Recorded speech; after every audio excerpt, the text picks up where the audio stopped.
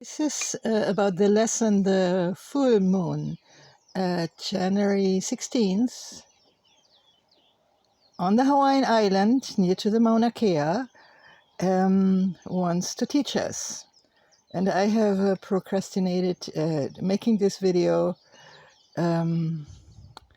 because of two reasons. One reason is that I feel very discouraged doing these videos because I get so little response to it, and so little people are paying attention that I'm doing this. And the other is that, again, this full moon is all about karma. So it's still in Aquarius, which is the last earth sign. It's an intellectual sign. It's the sign of the reformers, the social reformers, the collective also. And it is also in the 12th house. And the 12th house is equivalent to Pisces. So it's at the last end of Aquarius and the last end of the 12th house. And it forms a square to the North Node, which is considered the karmic aim of an event, or this has recently moved from Gemini into Taurus. That means now it gets serious. Before we had theoretical, intellectual discussions about how to save the world or ourselves or whatnot. Now it's concrete. Now that means, and to dig in, to really work on the earth, and not, as Scorpio could do, use a little juju to let other people do it for us. No. Now we have to get active right there, which is not comfortable.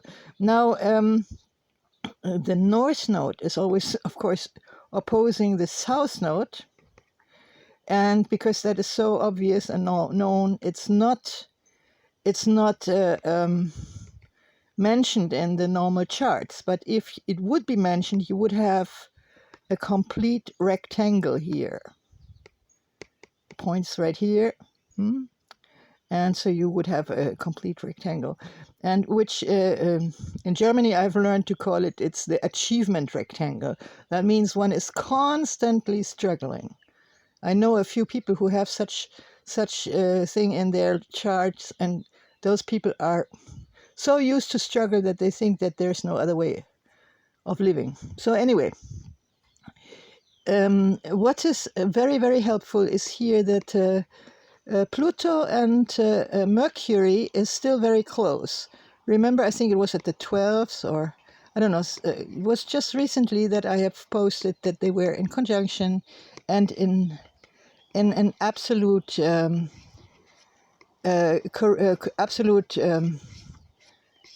precise 120-degree angle to the karmic aim. And now, a few days later, Mercury is very fast. It's very close. It's the closest to the sun, and it has moved already away from Pluto, but it's still close enough. But it's already in Aquarius. So, but because it's still close together, it's at the edge. Now, another good thing we have here is that Venus and Mars are meeting, and they're meeting in a very serious place. Capricorn is a very, very serious place. So that means like male and female energy is meeting nicely and forms a 100-degree angle. It's called a trine in astrology, to Uranus, who is also in the first earth sign, Taurus. And so now it's possible for the genders not to fight with each other. but to really join forces and say we have to stop that.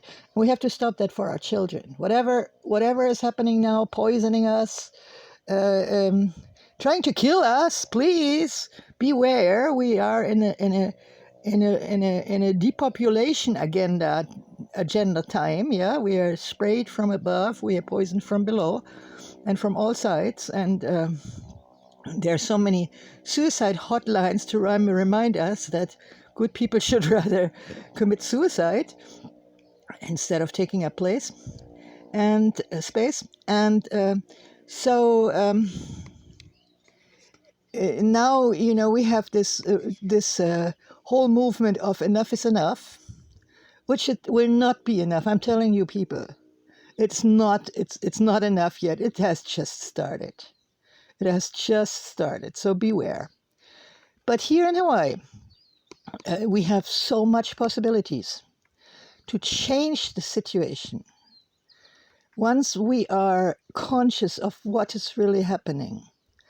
And so what is our task right now is to really, as people say, sweep in front of your own house and the world will be clean. I read that someplace lately, but I mean, that is really what it is. We have to do that. We have to make order in our on our closest environment, with our closest relationships, and in order to face what we have to do here in protecting our Earth Mother. So then the first house is equivalent to Aries, and it stands for I, me, and myself. We have Jupiter and we have Neptune. Now, Jupiter is way faster than Neptune, so soon we'll match. And I think I've published a text from another astrologer about this match. Yes, I think I did. And that will be very interesting because Pisces is the 12th, the 12th zodiac sign. It's the end. In classic European astrology, it is associated with the feet. Aries, the head, Pisces, the feet. The beginning from here, springtime, the end here. And this is about water, it's about ocean. And so that is very interesting that here we have now this beautiful sextile. Sextile stands for 60 degree. And in this kind of image that I prefer, because I'm used to, the fatter a line is, the more precise is an angle. And that also means the stronger this angle, this influence is. So we have the very beneficial Jupiter supporting very beneficial movements of the Earth to further our healing. Our healing is here. There is the wounded healer Chiron, and it's about Earth healing, yeah? We cannot be safe and sane and healthy if our environment is not. So this is what it's all about. And so Jupiter in Pisces will further this, will support this strongly, and there might be very sudden developments that we are really surprised of. I hope so. And the reason why the water is so incredibly important is that, people want to be clean, right? We want to be living in squeaky clean environments.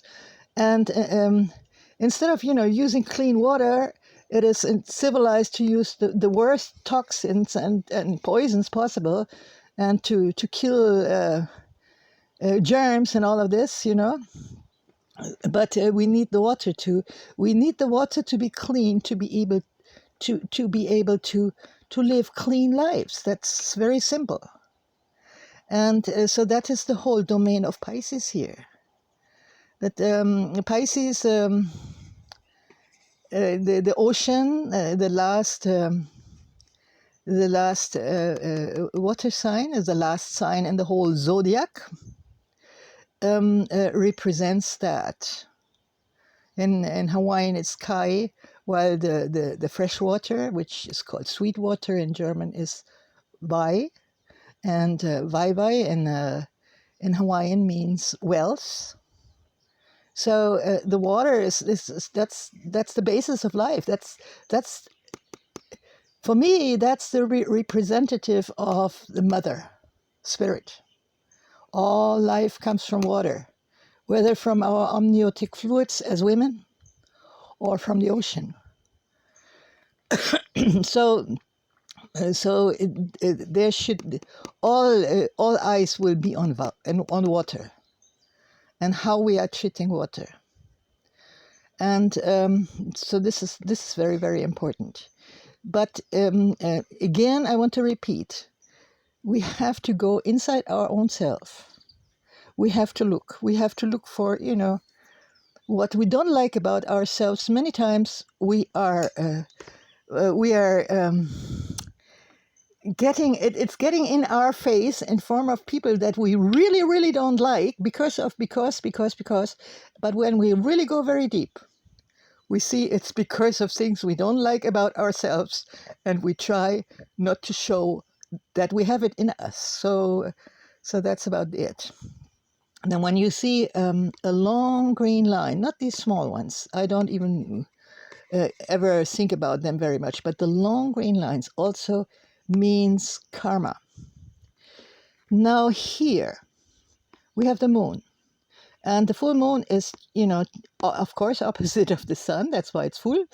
And it's also in conjunction with the part of fortune, which is supposedly the place where best is the karma worked off. And there is this connection with Pluto.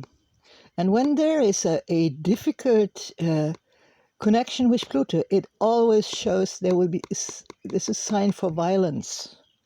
Pluto is the big transformer, and the transformation happens nicely here when there's no resistance.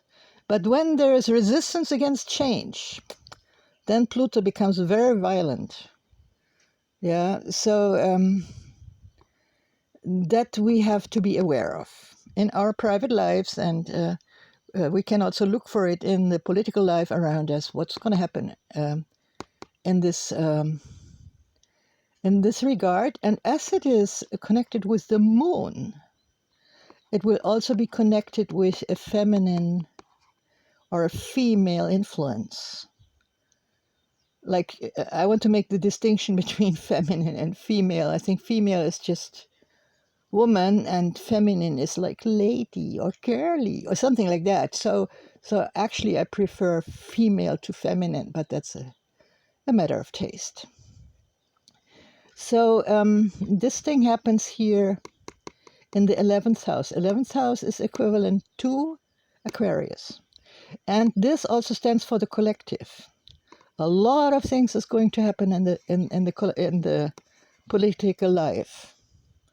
And I beg everybody who's not living here in Hawaii, please pay attention what's happening right now on Oahu, in Honolulu, with the Red Hill scandal, where the army, the U.S. Army, is having fuel tanks and let the fuel leak into the drinking water and wants to do absolutely nothing about it.